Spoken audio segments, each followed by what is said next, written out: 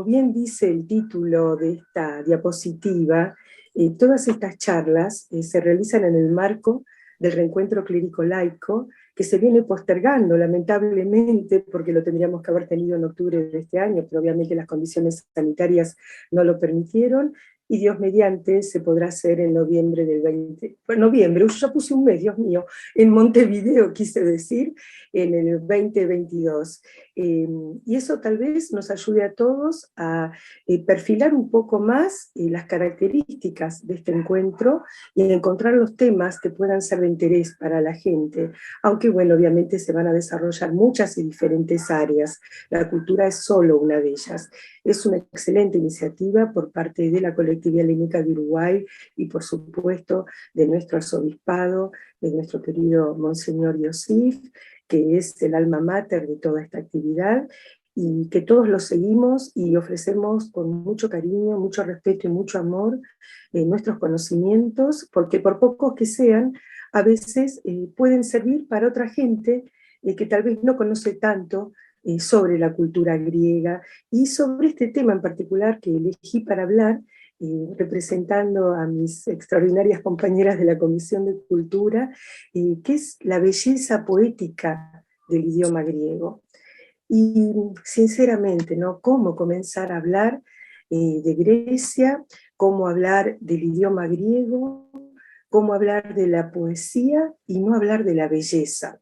Porque de por sí, todo lo que tiene que ver con la cultura griega está marcado por un estigma de belleza. Los griegos fueron aquellos que descubrieron la belleza en las cosas. Yo a veces cuando doy alguna clase comento que los griegos no inventaron absolutamente nada. Tomaron todo lo que encontraron en sus viajes a través del Mediterráneo por largos años y por tanto tiempo, ¿no es cierto? Y cada cosa que ellos fueron viendo le fueron dando un toque de belleza, un toque de luz, porque la luz es algo que tiene que ver mucho, pero mucho con Grecia. Y lo vamos a ir viendo a lo largo del desarrollo de esta charla. Hablamos de belleza. ¿De cuál belleza? De la belleza de los filósofos, la belleza platónica, la belleza aristotélica. Si pensamos en Platón, la belleza es aquello que está más allá de nuestros sentidos. Tal vez en la poesía griega la belleza también sea ultrasensorial, esté más allá de nuestros sentidos, de nuestros ojos, de nuestra boca, pero sin embargo hay algo que nos conmueve, porque tal vez si supiéramos lo que significa la palabra poesía en griego, podríamos entender un poco más por qué hablamos de esta belleza poética del idioma griego. Comienzo esta charla presentándoles un poema muy conocido por todos nosotros, que es el poema de Nikíforos Bretacos, que se llama La lengua griega y el iniquiglosa.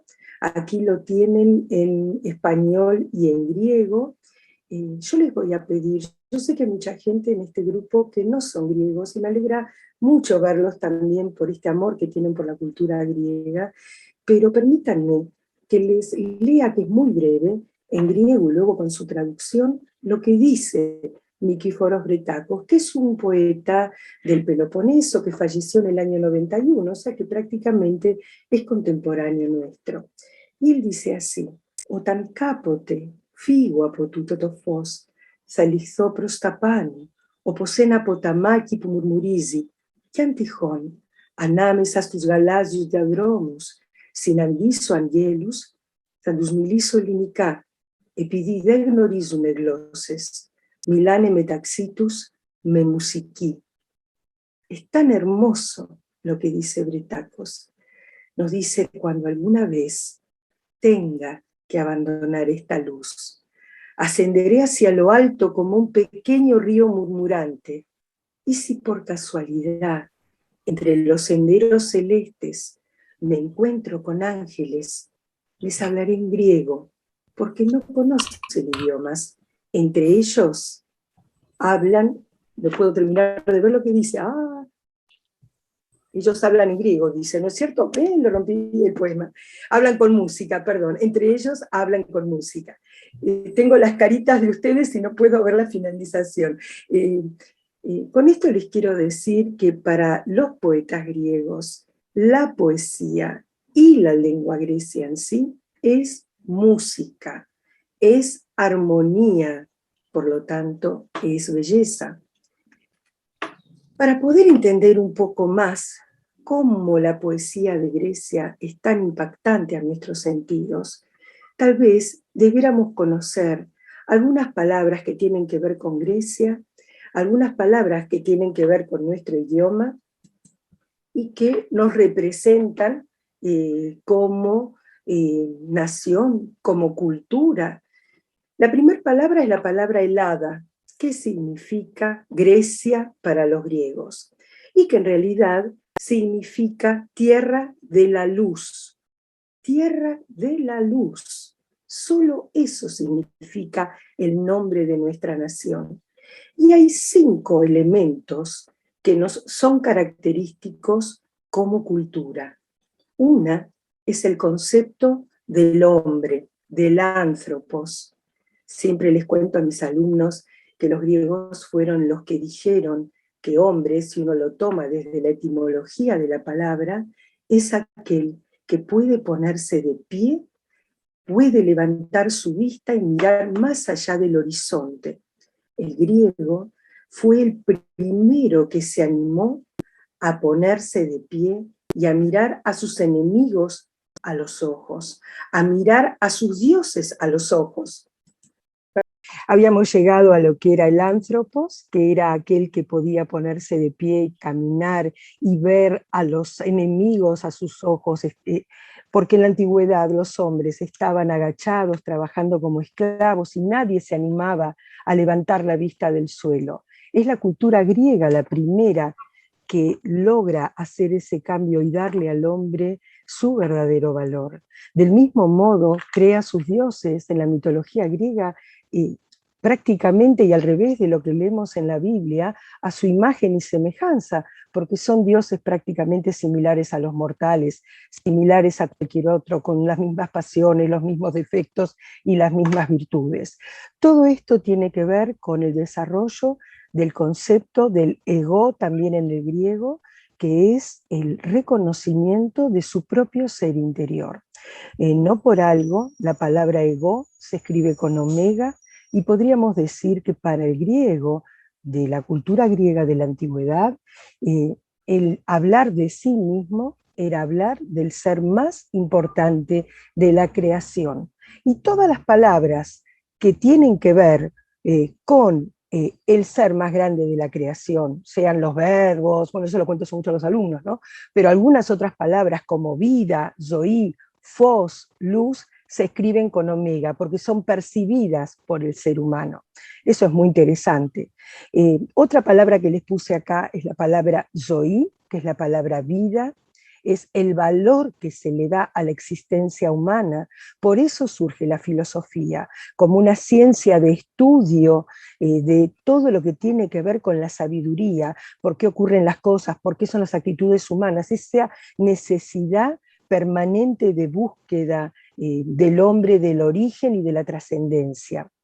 Fos, la luz que es fundamental en todos los conceptos que tienen que ver con el desarrollo de la cultura griega y que están presentes no solo en el nombre del país, Helada, que ya les dije que es tierra de la luz, en el nombre de sus habitantes, que son los élines, los griegos, que son los habitantes del país de la luz, sino que también es esa luz que estamos acostumbrados en la tierra griega, que dure el sol, que esté presente los 360 días del año, y que esa luz es la que disipa la tiniebla, la que trae la sabiduría. De esa luz estamos hablando.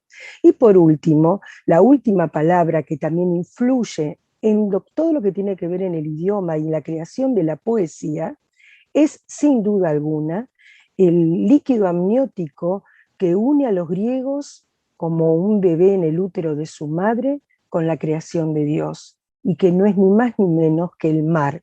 Grecia está rodeada de mar, ya lo sabemos. A través del mar obtuvieron sus alimentos, pudieron comerciar, pudieron crear nuevas ciudades. Thálassa. Siempre contamos la leyenda de que además los griegos fueron los que dieron nombres a las cosas. Para nosotros es muy fácil tener un idioma y hablar. ¿Por qué? Porque lo aprendimos de nuestra madre, de nuestro padre, de nuestros abuelos, de nuestra familia. Los griegos son los que se sentaron y pensaron el nombre que le iban a dar a cada una de las cosas. A mí me dicen hoy que esto se llama celular y para mí se llama celular. Yo no hago ningún análisis para crear una palabra. Sin embargo, los griegos fueron creadores de palabras. Por eso la importancia del idioma griego. Y la palabra thálassa, dicen que el filósofo se sentó a la orilla del mar y le pidió al mar que le dijera su nombre, porque era lo más importante que tenía a su alrededor. El poeta, el filósofo, le pregunta al mar y el mar le contesta, mientras va y viene la ola, le dice su nombre, Thálassa. Va yendo y viniendo la ola a la orilla del mar, arrastrando esos guijarros de la costa griega, y el mismo mar nos dice su nombre. Son los griegos quienes han bautizado las cosas con su propio nombre. Han creado un idioma, a ver, ¿puedo bajar esto acá?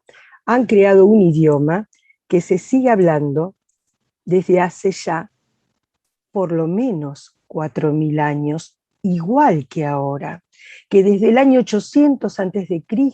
se escribe prácticamente con muy pocas diferencias, con las mismas letras que utilizamos ahora. Es tan viejo como el idioma chino, el idioma griego. Estamos hablando de que el idioma griego fue creciendo con la historia, fue creciendo con el hombre, fue creciendo con la sabiduría. El hombre, para poder manejar ese idioma y para poder crear la poesía, tuvo que valerse de diferentes artilugios en el territorio griego. Uno de ellos, que lo tenemos aquí, es el logos, la palabra.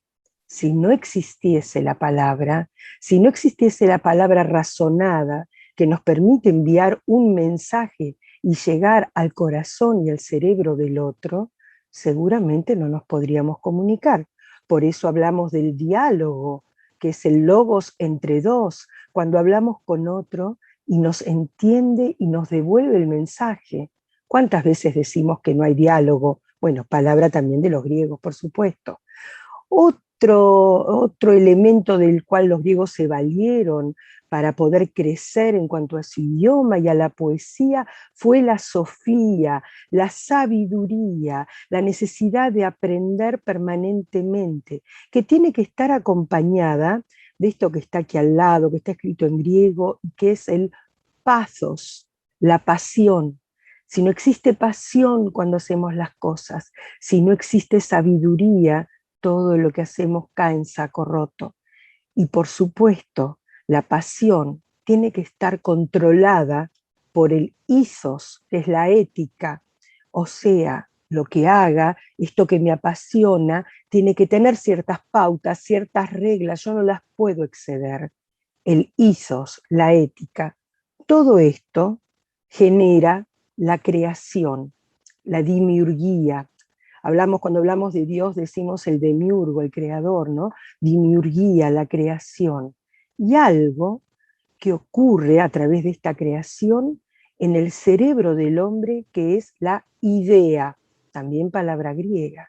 ¿Qué significa poder poner en mi mente, imaginar en mi mente situaciones, ecuaciones, problemas, traer imágenes, evocar recuerdos, las ideas? Imagínense esta máquina que tenemos de producción permanente en la cual generamos nosotros algo que nunca tal vez se hayan dado cuenta que es poesía, que es esta última palabra, poesía, que en griego se dice poesi.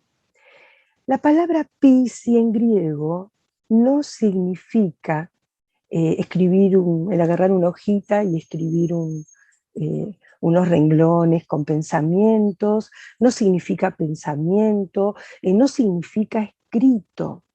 Cuando hablamos de poema y de poesía en griego, estamos hablando de crear, de poder poner en ejercicio nuestras ideas, de ser creadores. La palabra poesía, poesía en griego, significa creación. A ver si mira que sí. ¿Cuándo comienza a crear poesía el griego? ¿Cuándo comienza a escribir poesía? Obviamente hay una etapa en la literatura griega en donde los hombres, como no sabían escribir, cuando no existía alfabeto, solamente existía la transmisión oral. La conocemos hasta llegar a Homero, en el siglo VIII a.C., cuando comienza la escritura en territorio griego, y cuando esos relatos épicos, ¿no es cierto?, que tienen que ver con la guerra de Troya, la Ilíada, la Odisea, pasan de ser especies así de cuentos, relatos de transmisión oral, para transformarse en algo que accede a toda la gente. Y ustedes me dirán, y bueno, ¿qué es lo que puede haber escrito Homero? Qué importante, sí, tal vez lo escribió, tal vez no lo escribió, existió, no existió. Nosotros no vamos a entrar en esta discusión. Lo que sí existe es la Ilíada y la Odisea escritas. Existe ese relato. Y ese relato no es un simple cuento, sino que, ya sabemos muy bien la historia, Henry Schliemann, un alemán en el siglo XIX, leyendo la Ilíada y la Odisea, decidió viajar a Grecia y Sarlik en Turquía para encontrar a Troya y para seguir las excavaciones de Micenas, que habían sido relatadas por Homero anteriormente. Quiero decir que este nacimiento de la poesía tiene también que ver con el nacimiento de su hermana melliza, que es la historia, porque también la historia es poesía y la podemos adornar como querramos y la podemos decir de diferentes maneras, pero bueno, no voy a entrar en esto. Otros poetas líricos de la antigüedad, cuando comienza todo este fervor porque la escritura les abre el mundo de las ideas y de la creación, los griegos, poniendo belleza en todo lo que hacen, comienzan a escribir. Tenemos de esta manera poetas líricos como Anacreonte, como Píndaro, como Arquíloco. Estas personas recitaban, ¿saben dónde? En los Juegos Olímpicos, cada 4 años, porque en estos lugares también se hacían olimpiadas poéticas, y ellos allí presentaban sus odas y sus poesías.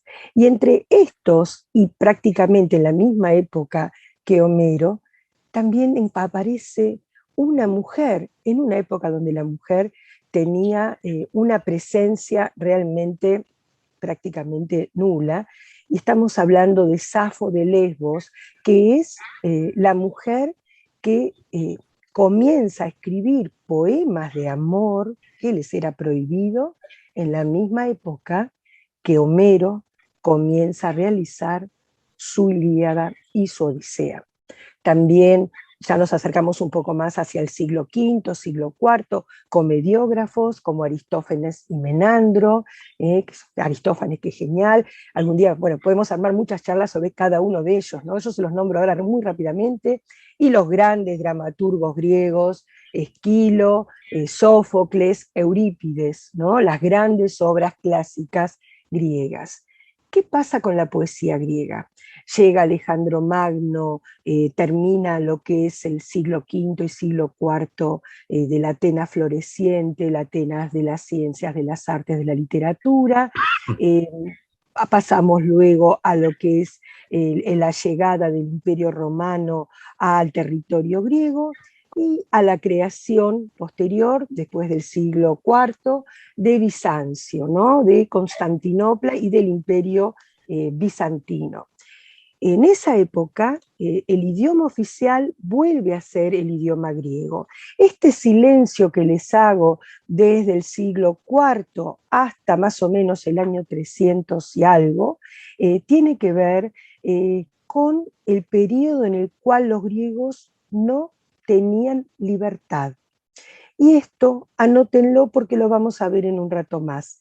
En el periodo bizantino, recordarán que Bizancio fue, o el Imperio Bizantino fue fundado por Teodosio en el año 395, que dividió al Imperio II, el Imperio de Occidente, el Imperio de Oriente, y en el Imperio de Oriente estaba ubicada Constantinopla, donde está actualmente también ubicado Fanari, ¿no es cierto?, donde está la sede de la Iglesia Ortodoxa.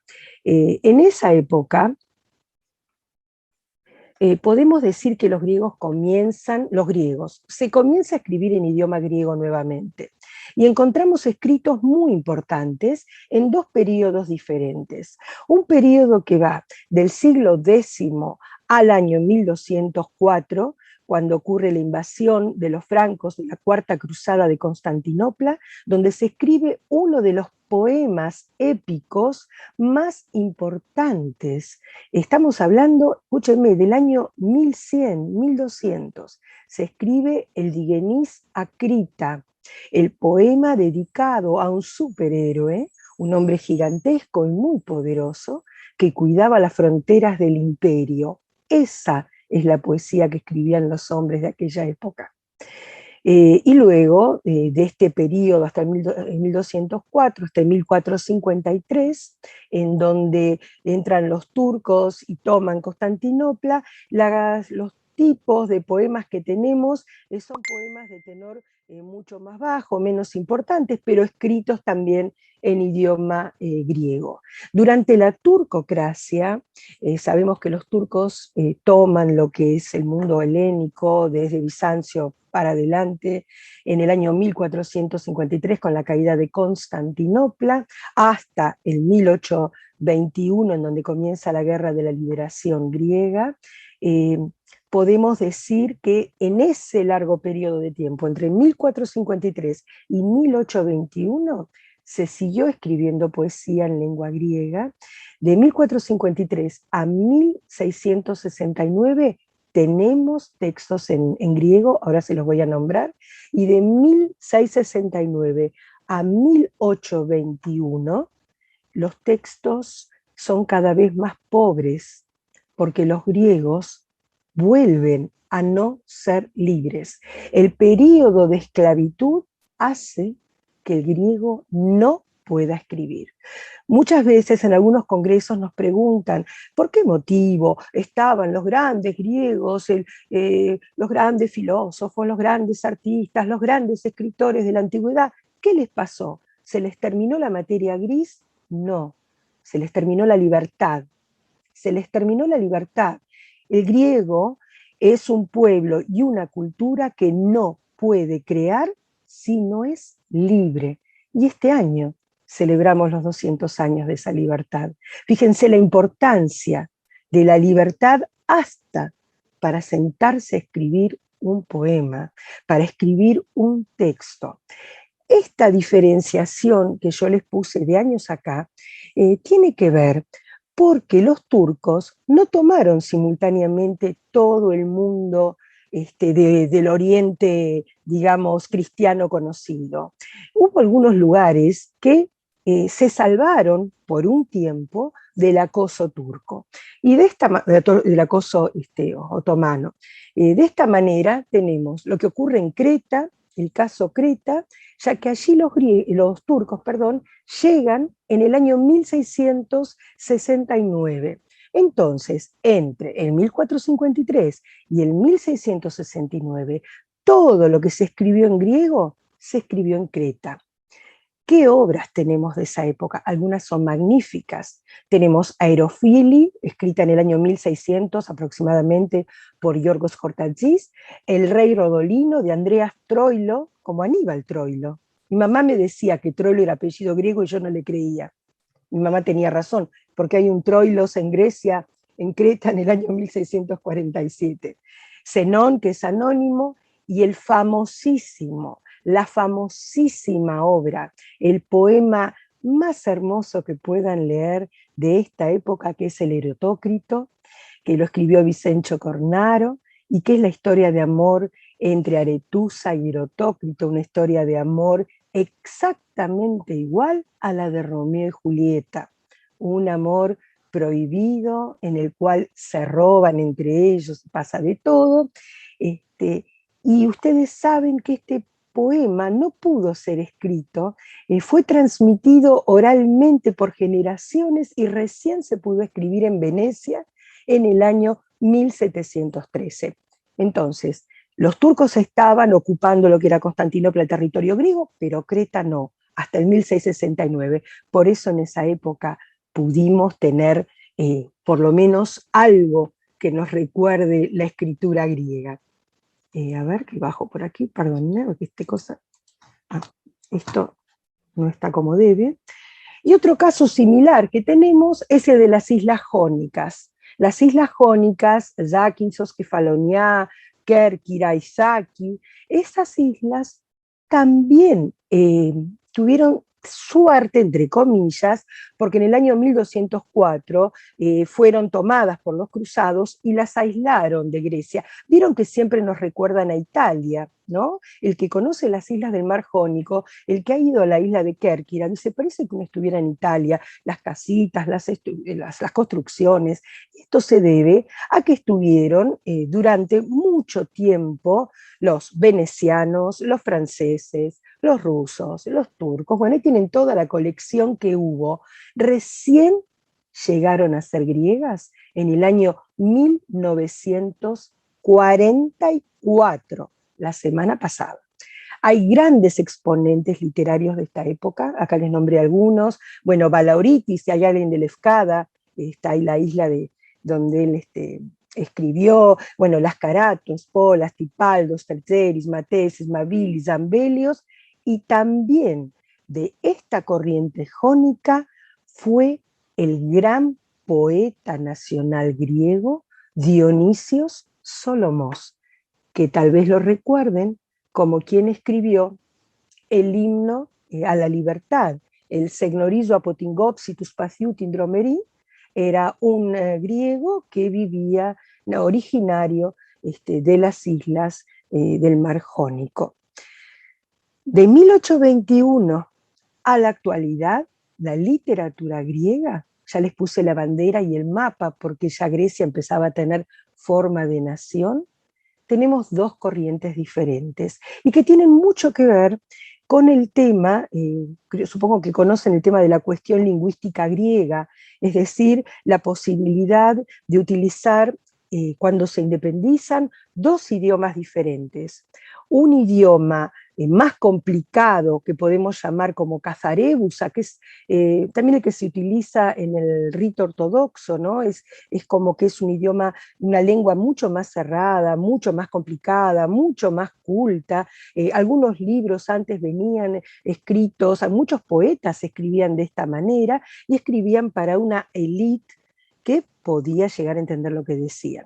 Y existía otro idioma griego más simple, más resumido, que era la denominada lengua demótica, es decir, del demos, de donde viene democracia, ¿no? Del demos, del pueblo. Entonces teníamos dos lenguas, una lengua para la élite, una lengua para los pobres. Eso generaba mucha discordia, y poetas para los refinados y poetas para el pueblo en general. Entonces nosotros podemos decir que prácticamente hasta la aparición de Cavafis, ¿sí? De Solomos a Cavafis tenemos una etapa donde hay diferentes personajes que escriben, como Solomos y Calvos. Solomos escribe en un griego mucho más fácil que Calvos, que es súper complicada la manera de escritura, y llega Cavafis, que lo habrán escuchado, porque ¿quién no escuchó el poema Ítaca de Cavafis, o el de que llegan los bárbaros, o que Dios abandonó a Antonio, o qué sé yo, la ciudad? Cientos, no tiene tantos, unos ciento y algo, poemas del alejandrino Cavafis, porque él tampoco vivía en Grecia, vivía en Alejandría, en Egipto, y tampoco editó sus poemas, se los editaron porque él se los mandaba a sus amigos. Cavafis marca, también estamos hablando ya a partir del año 1800 y algo, marca una diferenciación con todos los poetas que llegan después. Todos los poetas, que son muchísimos, muchísimos. Podemos hablar de Palamás, Barnalis, Anagnostakis, Anagnostópulos te nombré a vos, Jorge, Anagnostakis, Elitis, Seferis, Kazantzakis, Kikidimula, Jenny Mastoraki, son cantidades, Yanis Drichos, Jacobos Campanelis, son cantidad de poetas que escriben maravillosamente en idioma griego. ¿Y qué es lo que hizo que estos hombres, a principios del siglo pasado, a partir pues todos son nacidos luego del año 1910, todos los que le nombré, todas estas personas comienzan a escribir basándose en una serie de elementos comunes? A ver si lo... Perdón.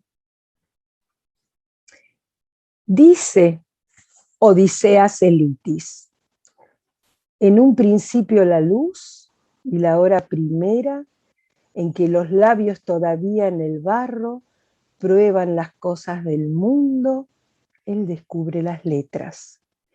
¿Y qué descubre? Él y todos estos poetas griegos, y a quién le cantan, y por qué les hablo de la belleza de la poesía griega, de esta poesía griega, de este periodo, a partir del año 1915-1920, donde hay una profusión de letras griegas, hay una profusión extraordinaria de escritores y temáticas diferentes que se basan en estos puntos que ustedes ven acá. Nuevamente en la luz, nuevamente en la luz. Odiseas Elitis es el poeta de la luz. En la tierra, ¿quién no ha leído Seferis Orichos y no sabe el valor de la tierra para estos escritores? No de cualquier tierra, de la tierra griega. El mar, la heredad, lo que recibimos y lo que transmitimos. El pueblo, nuestro pueblo que vivió esclavitud, que tuvo que independizarse, que participó de una Primera Guerra Mundial, que participó de una Segunda Guerra Mundial aún sin quererlo. En pocos días festejamos el Oji, porque los griegos son un pueblo pacífico, es un pueblo que crea belleza, belleza a través también del amor, que se los puse como elemento. El que lee el monograma de Elitis es una belleza, la libertad y por supuesto el espíritu, porque la poesía en sí es la luz del espíritu y el espíritu de la luz de cada uno de nosotros. Yo me entusiasmo cuando digo estas cosas, me emociono, me encantaría leerles todos los poemas de todos los poetas que existen, pero les voy a decir solamente, tengo tiempo, ¿no, Pablo? 2, 3 diapositivas más. ¿Sí? Sí, Cristina, dale. Vale. Ustedes tienen que saber que el idioma griego lo hablan 11 millones de habitantes en Grecia y otros 11 millones, 12 en la diáspora, en el exterior. Y que aún así, en idioma griego, tenemos el honor de decir que hay dos personas, dos grandes poetas griegos que han recibido el Premio Nobel de Literatura y muchos que no lo han recibido y que se lo merecían sin lugar a dudas. Por ejemplo, Kazantzakis, que es el caso como Borges, ¿no? Y otros tantos poetas, que uno dice, ¿cómo puede ser que lo tenga fulanito y no lo tengan estos? Pero los dos poetas que han recibido el Nobel de Literatura en griego, en idioma griego, son extraordinarios. Uno de ellos, Odiseas Elitis, que recibió el Nobel de Literatura en el año 79 y dice, y yo los veo a ustedes, voy a ver cómo los puedo correr de acá, lo pueden leer ustedes, a ver, se lo puedo sacar, sí lo puedo sacar. ¿Saben por qué los veo ustedes y no veo lo que dice? Bueno, dice que me fue posible escribir en un idioma que solo es hablado por algunos pocos millones de personas, pese a ello, un idioma que es hablado desde hace 2500 años, sin interrupción y con muy pocas diferencias. Esta relación se repite en la identidad espiritual de mi tierra, que es pequeña en dimensiones de espacio, pero grande en dimensiones de tiempo, sin olvidar nadie que a lo largo de 25 siglos no ha existido ni uno, repito, ni uno, en el que no se haya escrito en la lengua griega. Este es el gran peso de la tradición que la lengua como ser vivo sostiene. Estas son las palabras de Litis al recibir el Nobel de Literatura. Y en referencia a lo que les decía de las palabras que nos marcan, no sé si escucho de allá, con respecto a las palabras que nos marcan desde este pequeño poema de Litis, te entrego 4 palabras: mar, viento, sol y libertad. Tienen una edad de 3000 años. Esta es mi lengua, este es mi pueblo. El maravilloso poema Dignum Est de Odiseas Litis, Acción Esti. Leo solamente las primeras estrofas. Me dieron la lengua griega, la casa pobre en las playas de Homero, mi lengua, mi única preocupación en las playas de Homero. Cuánta belleza hay en estas pocas palabras, y qué hermosa que es toda la poesía. Se las leería toda, pero por cuestiones de tiempo lo dejaremos para Montevideo. Otro gran autor, Yorgos Seferis, que también recibió el Nobel de Literatura en el año 63, dice al recibirlo: la lengua griega, el hombre, el mar. Fíjense qué cosa maravillosa es poder calcular que desde que la época que Homero habló hasta hoy, hablamos, respiramos y cantamos en el mismo idioma. Y que este no se detuvo nunca. Así imaginemos a Clitemnestra hablando con Agamenón, así pensemos en las Sagradas Escrituras, en los himnos de Romano o en el Digenis Crita, así sea en el teatro cretense o en el Erotócrito o en el cancionero popular, y todos ellos, los pequeños y los grandes, que pensaron, hablaron, contaron en griego, no constituyen un camino, una recta histórica que se pierde en la noche del pasado y que se encuentra lejos de nosotros. Tienen que pensar que todas estas palabras se encuentran dentro de nosotros ahora, se encuentran en nuestro interior juntas, como lo es la médula a nuestros huesos, y que encontrarán ustedes si cavan profundamente en su ser. Hermosas palabras, hermosas palabras. Y en relación a esas palabras, les traje un poema pequeño también de Seferis, que tiene que ver con extraer la luz de la oscuridad, de esa luz griega que les estuve hablando durante toda la tarde mientras se cortaba este Zoom. Dijiste hace años, en el fondo, soy un asunto de luz, y ahora, todavía al apoyarte en la ancha espalda del sueño, aun cuando te hunden en el pecho aletargado del mar, buscas los rincones donde el negro se ha gastado y ya no aguantas.